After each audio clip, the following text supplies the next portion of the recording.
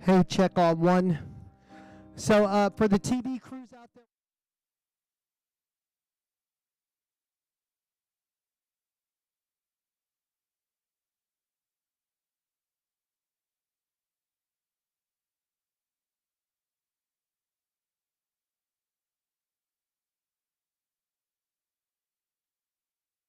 Huh?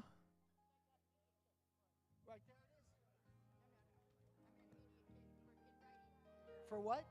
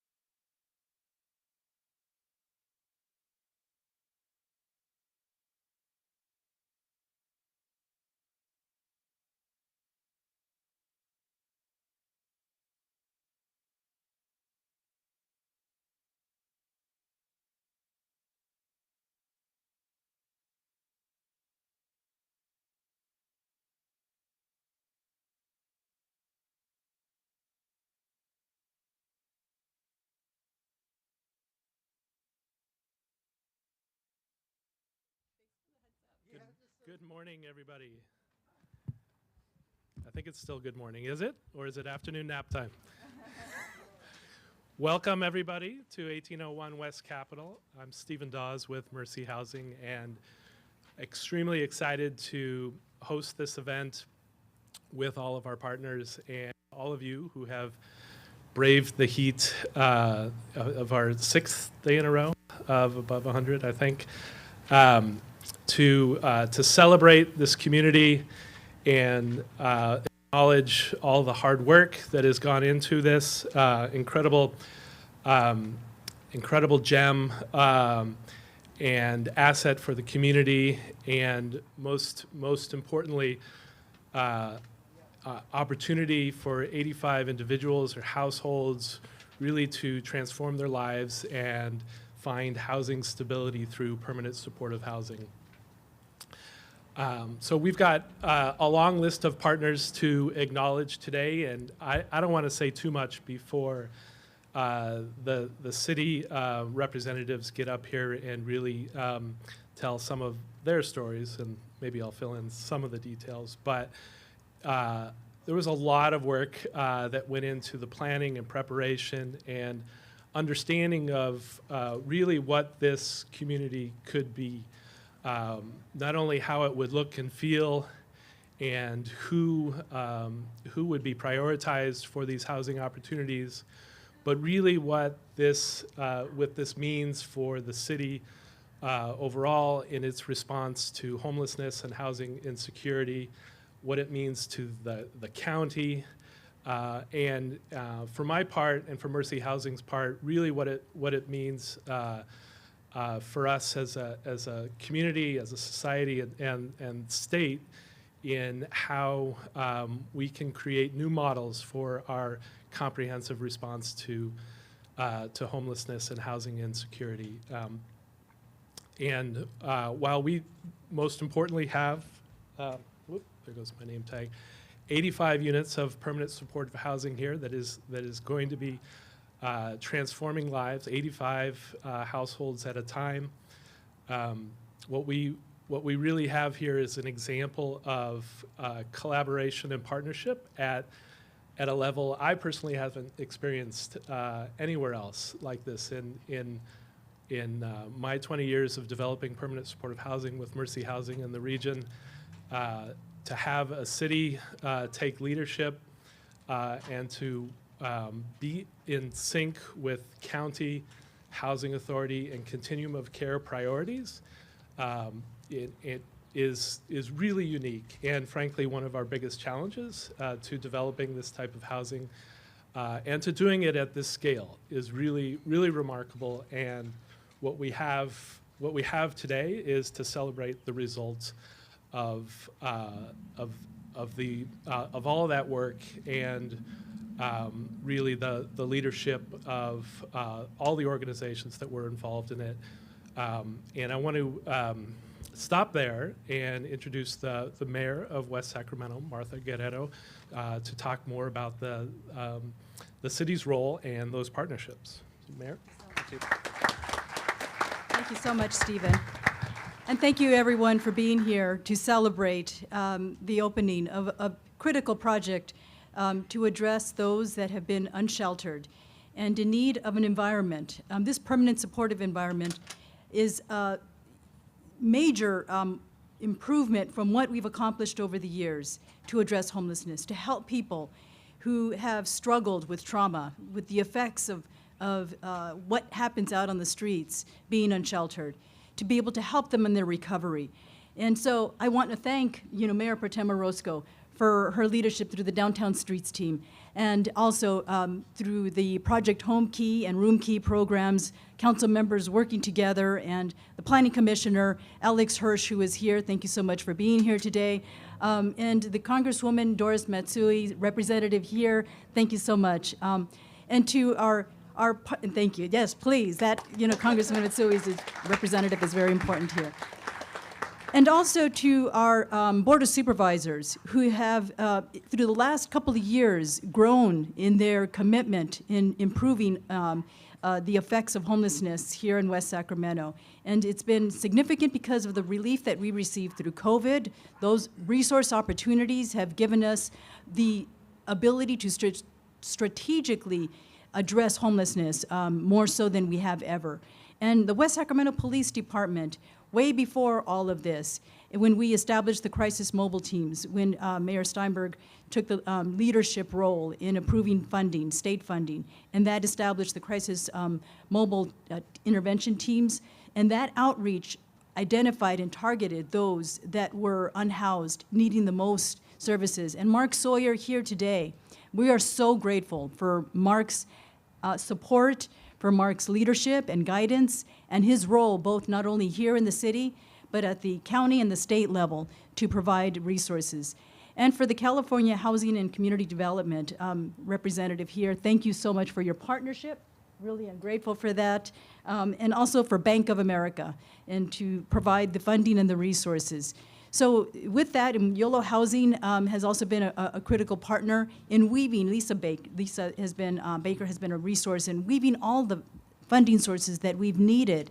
And this partnership here has been just a passionate movement through both Mercy Coalition, who started the the winter warming centers, and being creative and strengthening what our resources in the prior to that have been trying to work on, having those relationships with individuals who really need a place to stay and move off the streets and into housing. So this Mercy Housing project began more than 4 years ago, and the project funding closed escrow at the onset of COVID-19. And through that period of time, the project continued during the pandemic and opened during the pandemic. And during that time, it is now 100% immediately occupied, both through residents of Project Home Key and veterans. So in transitioning those, it opened up the doors to allow others that need housing. And the city provided more than $3.7 million in funding for the Mercy Permanent Supportive Housing Project, from funding from the city CDBG project and other partnerships. So this 85 unit will allow families and individuals to exit homelessness. And so we are really grateful that individuals here are finding that respite, finding that support, coming with their pets, allowing opportunities for them to find new ways to grow in their lives. And so I just want to say thank you, and both to our city administrators here, who both in our housing and community development, and Aaron Laurel here, who is going to continue to share what our vision is as we move forward in the future. We're hoping that this is not the end, that we continue to grow and build these partnerships to establish more permanent supportive housing in West Sacramento. So thank you. Our city manager, Aaron Laurel, was up next. Thank you, Mayor Guerrero. It's hot, so I'm going to speak fast. I speak fast anyway, but faster when it's hot. I don't usually speak at these sorts of events. I'm the type of city manager that likes to work behind the scenes and help the council get good things done. But in this case, I actually asked to be on the program today. And that's because this project is really special to me. In my 17 and a half years working for the city of West Sacramento, I've seen a lot of great things happen in that time. But there's probably no project that we've partnered on that I'm more proud of than this one. It's not just because of the outcome you see today. It's a beautiful building, it's a great property, and the work they do here is an essential purpose in our society. But I'm actually most proud of what this project represents to our city. What I mean by that is this project is a monumental milestone in the evolution of West Sacramento's attitude and approach to addressing homelessness. I want to talk for a minute about our experience in West Sacramento that got us to this place, that evolution that culminated in the eventual opening of this project late last year. Homelessness in West Sacramento has been a longstanding issue long before it became really the #1 public policy issue across our state, and every major city is dealing with it. We've been dealing with it. Let's face it, along West Capitol Avenue, there once were over 30 motels. Now I think that number is 25, but who's counting?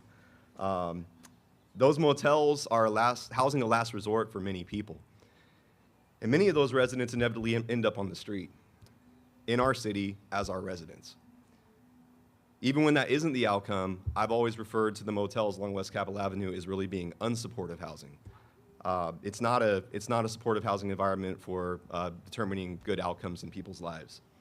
And that's the challenge we started with and the challenge we're going to continue to face here. So for much of the city's history, I'd say until about maybe 10 years ago, the common refrain you'd hear was often, well, homelessness is a county issue. It's not the city's problem to solve on its own. It eventually, though, became well understood that it was everyone's issue, that not one government entity alone had the set of tools or the resources and means to address it comprehensively. We needed the county, and the county needed us. And so we started working much more closely with our partners at Yolo County. In 2015, it's easy to forget about this, but we took the bold step to move over 60 homeless individuals off the river and into a motel on a temporary basis. That was long before the state programs Project Room Key and Home Key that came about during the pandemic were even thought of. That project was called Bridge to Housing, and it was very successful on many levels. It not only secured permanent housing for many of the participants, but the larger success for me was that it opened our eyes to what was possible when we concentrate resources and partnerships to address homeless issues together with our other government partners and nonprofit partners too. We went on from there to hire a full-time homeless manager, which many other cities have now done, but I can confidently say, and he's been mentioned already, now he's hiding, Mark Sawyer back there. We have the best in the region, yes, please. Yeah, best homeless manager in the region, the state, the universe, however you want to slice it. I'll talk more about him in a second. But we also partnered again with Yolo County and the faith-based community. The mayor mentioned this, to start a winter shelter program. We brought in Downtown Streets team, which was also mentioned, to fill an important gap in employment readiness and restoring homeless individuals' sense of self-worth. Both of those programs have been very successful. Hopefully we'll bring back the winter shelter program this coming year. We eventually added an entire new dimension to our police department called the Community Outreach and Support Division. It's led by Taylor Nilsson. I don't see Taylor. Is she? Okay, on a well-deserved vacation. But that division is now home to Mark Sawyer, as well as an additional associate homeless coordinator and 2 crisis intervention specialists who are creating a whole new paradigm for how we respond to individuals experiencing homelessness and mental health crisis. During all of this, on the heels of the Bridge to Housing experience, after much convincing of our city council at the time, sometime back in, I think it was in 2016, I gave Stephen a call. And I told him I think we were ready. I thought we were ready to take the next and most important step, which was to build permanent supportive housing. This is the first one in the city's history. And so that began what became a 5+ year process to get this project done. Affordable housing projects are never easy. Permanent supportive housing projects are way harder, and this one is probably the hardest one that I've ever been involved with. We overcame every obstacle you could think of. I'm not going to belabor the details of those obstacles. The people sitting over there in the Economic Development and Housing Department know very well what all those were. But it's easy to forget where we're standing today, where we're sitting. There was a cigarette store, and I think there were 12 really substandard housing units in the place of this property. That was just the first obstacle what we had to deal with is acquiring that property, doing the relocation, demolition, all that complicated stuff. So for all that, I want to briefly thank some people. The main people that got us here, I'm actually really happy to say this, they were here from the very start and they're here today. That's Stephen and Jen at Mercy Housing. I saw Jen earlier. Thank you. Most of all for me, our project manager on this and our resident problem solver who was there all along the way, Raul Huerta, our housing manager in the back. Yep. And also I mentioned his colleagues in the Economic Development and Housing Department. Katie Jacobson, the director, is here, and I know several other people are here as well. Thank you. I've already mentioned them, but I still want to give a huge thank you to Taylor Nilsson and Mark Sawyer for ensuring the success of this program by readying the participants, the residents that you see here today, transitioning formerly homeless individuals out of Project Room Key and Home Key. It's been a great transition to have those as short-term respite housing moving over to the permanent supportive housing. And also, it's been mentioned before, but there are so many funding partners to thank, and I know many of them are represented today, and you're going to hear from them. But I want to note something that's really, truly unique about this project. It not only received funding contributions from literally every level of government, federal, state, county, and city. It also received funding commitments from private healthcare providers, early funding, from Partnership Health and Sutter Health. And that was a that alone is a very monumental feature of this project. Lastly, in some places, the hardest part about building permanent supportive housing is simply political will. I give our council the utmost credit, and that's past council and current council, who are unwavering in their support of this project. There was never a no vote. There was never even a second thought at every step. There was a lot of work to get people comfortable with what it is and how it would work, but our current city council, Mayor Guerrero, Vice Mayor Orozco, council members Early, who you'll hear from in a minute, Councilmember Alcala, and Councilmember Ledesma have been staunch supporters of this project from their time on the council. I also want to acknowledge former council members, former Mayor Cabaldon and former Vice Mayor Beverly Sandine, and former Councilmember Mark Johannesson, who were in those early meetings when we had to, get this project rolling. I remember my early days of trying to convince the council that this was what we needed to do.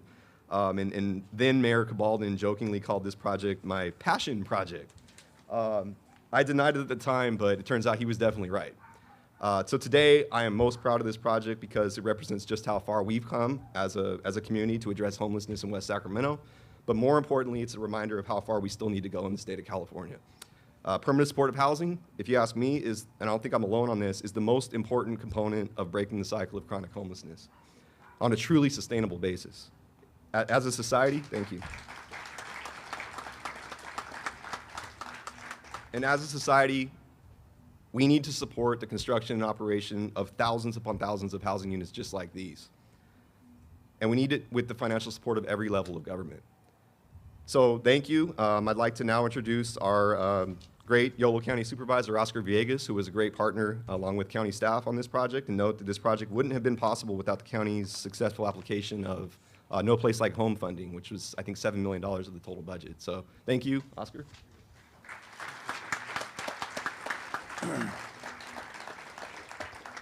And it's people like Aaron is exactly why we are successful today. You can feel, you can sense, you can hear the passion in his voice about the importance of the work that's been happening here. So first of all, thank you very much. I'm going to be very brief, two minutes or less, I promise. So with all the challenges we've all known and we've faced over the last couple of years, today, ladies and gentlemen, is a wonderful day in West Sacramento. It's a wonderful day. It's a wonderful day to be outside, to be here, for the humanity of it all that Aaron just spoke of so eloquently about the importance of the work that we have to do. It's not a huge milestone. As Aaron said, it's a monumental milestone to be here today and to be amongst each other. Think back for a moment when many of you or your organizations were contemplating or considering being a part of something that wasn't quite sure, wasn't quite crystal clear yet, but you thought about the prospects of something great happening because it's in West Sacramento. Think about who you saw at the table also being a partner, and I've heard the term partnership already used several times. Think about who you looked around in the room and said, yeah, I want to be a part of that. Yeah, I want to be a part of that because it's going to be successful. I know these people. I know they're going to be a part of something great, and I want to be a part of that as well. I say that in part because we all know when you look around the room and just take a quick second and look to your left, look to your right, look at the partners that are in this room. These are folks that get stuff done. I'm looking at the faces that have been around for a little bit, and everything they touch, they turn it into gold. And there's nothing more important than the humanity of it all to help our brothers and sisters get out of the elements during those cold nights where you and I both know you're sleeping warmly in your house, and you know there are people sleeping outside in the cold and in the rain, and all you can do is say a small prayer for them. And today, that prayer has been answered by providing housing for so many people here in our community. So I share that with in part because having served on the city council for 13 years, the issue the answer to homelessness was pretty simple. From my perspective, it was a county problem, 100% of it. The county needed to do it because the county was in charge of the health and human services, the social safety net systems. But when I got on the county board of supervisors, and I was talking to those same people that I had been talking to at the city council, making it very clear it was a county problem, and they came to me and they said, hey, so the county's got to step up. And I'm like, well, not exactly like that anymore. Now that I've worn a different pair of shoes and I'm looking through a different set of glasses with a different lens, it's really about partnerships. It's going to be the city and the county are going to have to work together and to provide and to bring in the other partners that are going to speak a little bit later and all the private investment and all the other partners that are here today to make it happen because it only works with partnerships. So on behalf of all of the residents in this community, everybody in Yolo County, all the county employees who work their butts off to work with the city to make this happen, Thank you to all of them, for all the staff that have made it happen, and thank you for all of you for being here today. Congratulations on being a successful partner in a wonderful partnership. Thank you.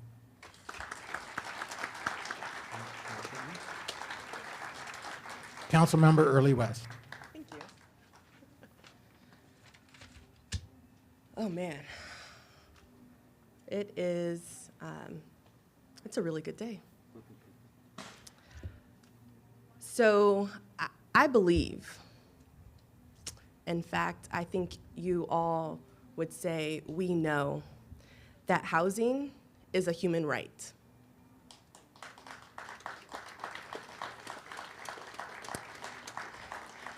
However, through policy decisions at the federal, state, and local level, and through inequities in our systems, not everyone has been afforded that right. This project gets us closer to the goal of realizing our city's mission, collective vision to inspire community improvements that add value to the lives of our West Sacramento residents. These projects combine affordable housing with best practice services to help people and families who are unhoused, some with disabilities, and all who have experienced chronic homelessness. We can support these families and individuals to live with stability, autonomy, and most importantly, dignity. In the broader sense, project-based vouchers also help leverage capital investments from other funding sources. In the Mercy Housing Project specifically, they helped leverage over $7 million in No Place Like Home funds and over $24 million in low-income housing tax credits. What we are doing today can permanently keep the majority of people who enter their homes from becoming homeless ever again.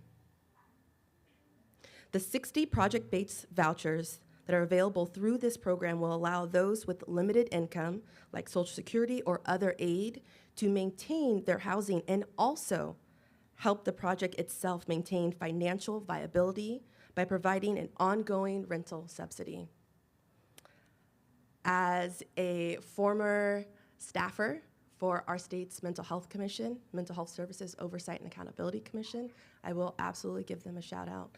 This is a project that is near and dear to my heart, coming and working across the state on these kinds of issues. I'm also proud to be both a commissioner on the Yolo County Housing Authority, as well as a West Sacramento City Council member that can be able and be at the table to support projects like this that truly begin to tackle homelessness in our region. We all have to do our part, and this would not be possible without the partnerships that we've heard today. Thank you so much.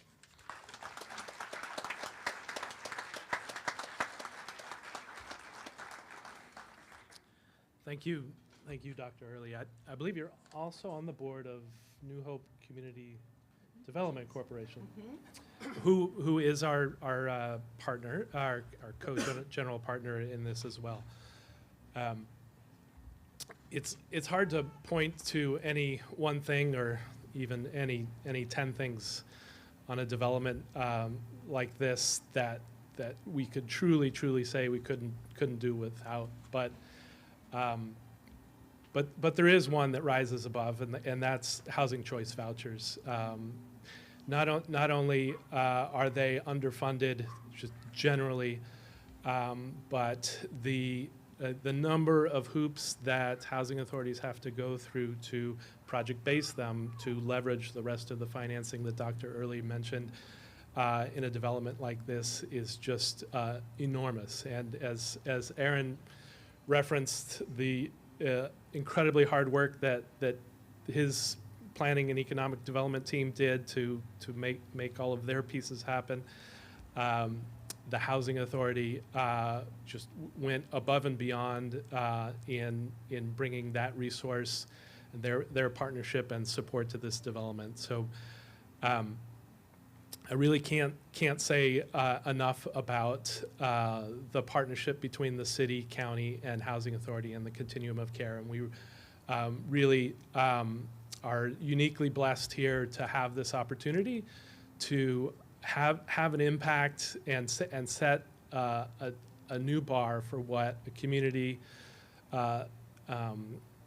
can achieve in terms of responding to homelessness. In West Sacramento, as been mentioned, we have the unique challenge of being adjacent to Sacramento. But we are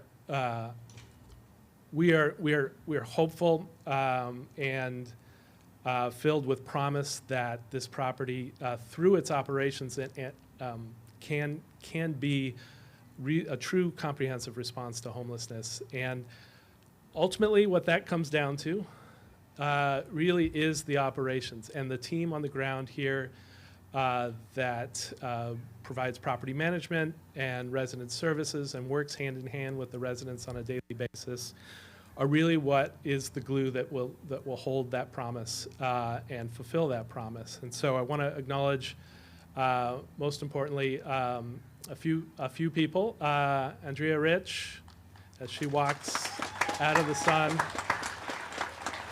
Our senior property manager, and holding the fort down, and Jasmine Boone, also with Mercy Housing, resident service coordinator. These two hold such important roles, and not to raise the pressure anymore. You guys have enough pressure already.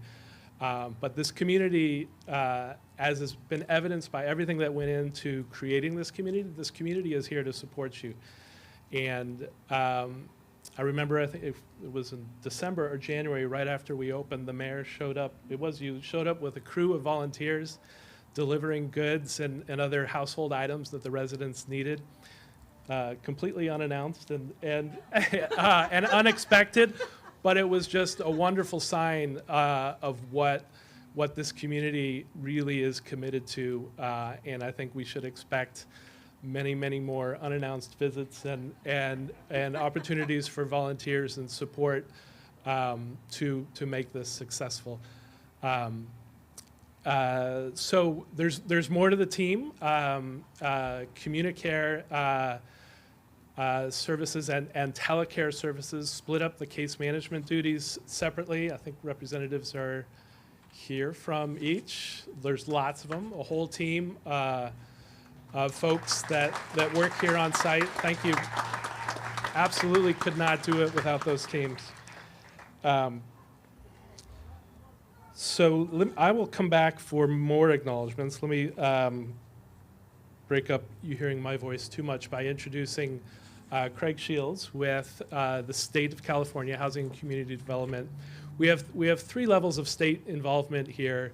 The California Tax Credit Allocation Committee. You've heard about the No Place Like Home funding that is also with Housing and Community Development. Craig represents the climate response. Well, he'll tell you exactly what the latest name is. They change it every couple of years. But Craig is part of the program that facilitated an infill infrastructure grant that has been for many, many years one of the most streamlined and effective programs at getting funding and early funding, and sometimes in this case very late funding, to address very significant infrastructure and other challenges, unique challenges that properties like this face. And so with that, Craig, why don't you come up and say a few words. Well, good morning. Thank you for the honor of joining this celebration. This is a great day for everyone in West Sacramento, but especially the city of West Sacramento, Mercy Housing, Yolo County, and the really fortunate people who will live here at 1801 West Capitol. We know that it takes determination and devotion, often over the course of many years, to get ready for a celebration like this. That's why I'm so proud to be here representing 2 important funding sources from the California Department of Housing and Community Development.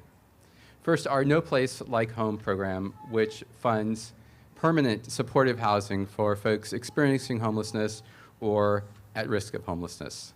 And of course, our iconic infill infrastructure grant program that funds both on-site and off-site infrastructure. Together, these two programs represent a $9 million investment, not just in West Sacramento, but in the people who will live here. The No Place Like Home program provided gap funding for the construction of the housing, and through a partnership with Yolo County ensures that the residents here will have access to supportive services.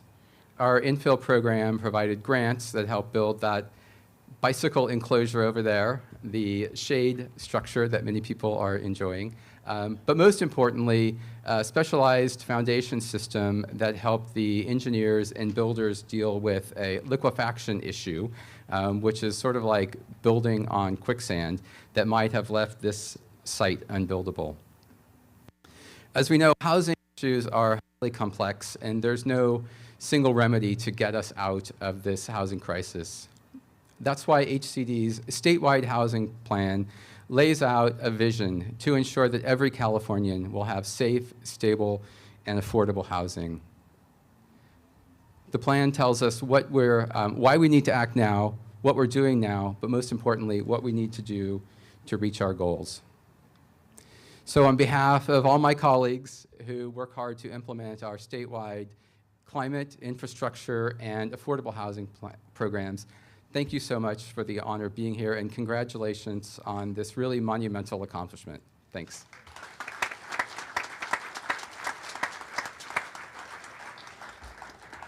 Thank you, Craig. It's getting hot, so we'll try and wrap this up. Monica, I don't know if Veronica is prepared, but if she is, few-minute warning. I'll try and be less than. Okay, couple minutes. Oh, she's what? Hang on one second. Are you? So I want to acknowledge a few more people. The design and construction has been referenced a number of times, and I think when we set out for the goals, to meet the goals for that the city laid out for West Capitol Avenue, there was no one more fitting to address that really high bar for an impact on West Capitol to set the stage than Ron Verlakis and his team. Mark Grun, thank you guys both. The lead architects in the design did a fantastic job working with us on an incredible timeline to get through the entitlements and then the permitting process, and working with the team through construction during the shutdown and COVID issues was incredibly challenging, but incredibly rewarding. I hope you would agree. So thank you. You guys really deserve. I don't think anyone is here from Tricorp Group, but Tony Moyed led a team at Tricorp Group that put together the pricing and a plan to build this in unprecedented times, and really was a tremendous partner to see this through to completion. So thank you to Tricorp Group. On our side, a couple other people. Jen Fleming has already been mentioned, but deserves multiple mentions. We often call it herding cats.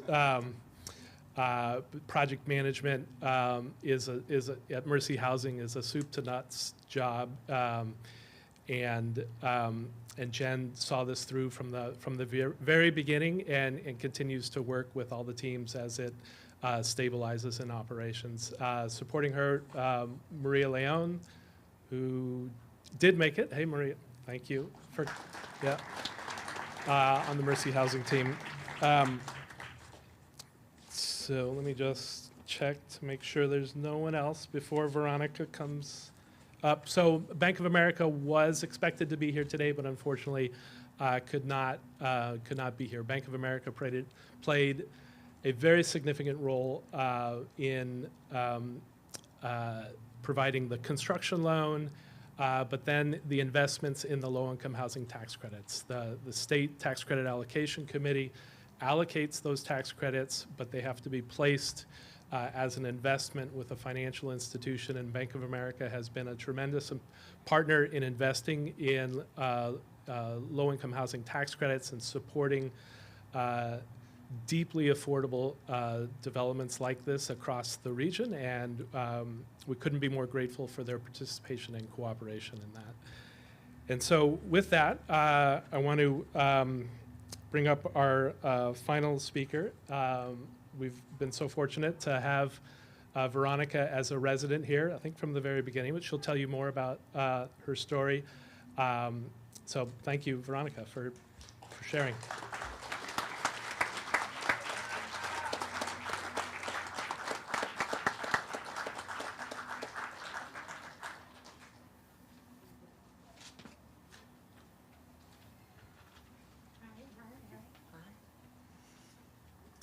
Hi, my name is Veronica, and I'm a resident here at 1801 West Capitol. Off and on for the last 2 years, my late husband Roger and I have been experiencing homelessness, often sleeping in our car until we found stable housing thanks to Mark Sawyer, the roadway. Mark and his team were able to assist us by providing us with shelter at the townhouse, the Granada, and the Roadway Inn, and eventually here at Mercy Housing.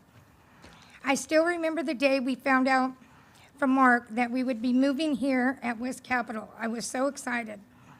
I spent countless hours daydreaming about how we were going to decorate our apartment and how we were going to make so many great memories in our new home. On December 14, 2021, we got the keys to our fresh start. We finally had a safe, stable place to live, and we didn't have to worry about struggling.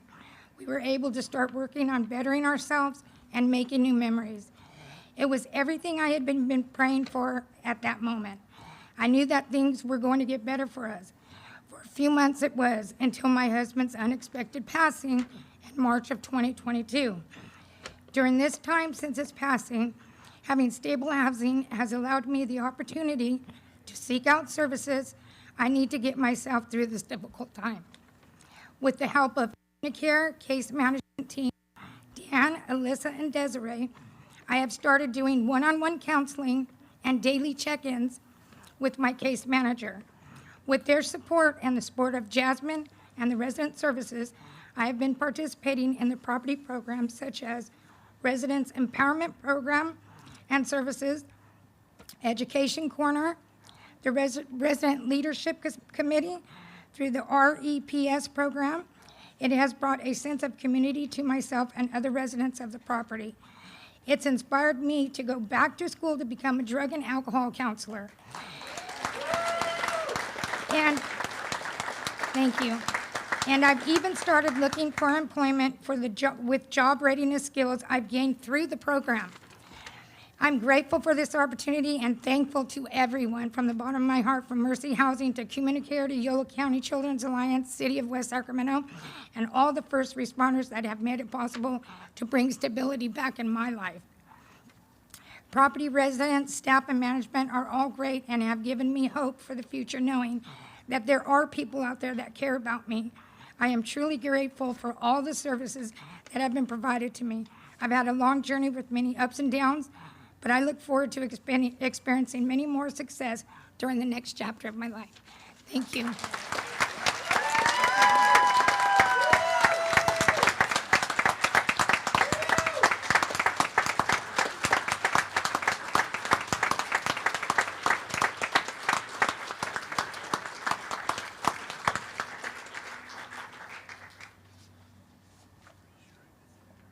All right. I have like 2 pages of notes that I could make us suffer through more, but I think ending on that note is a perfect way to wrap this celebration up.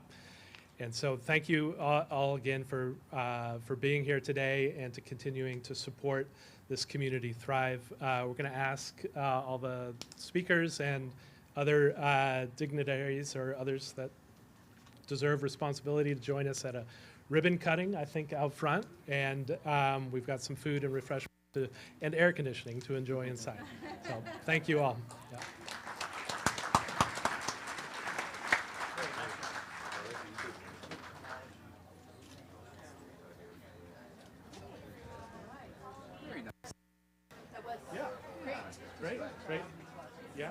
you.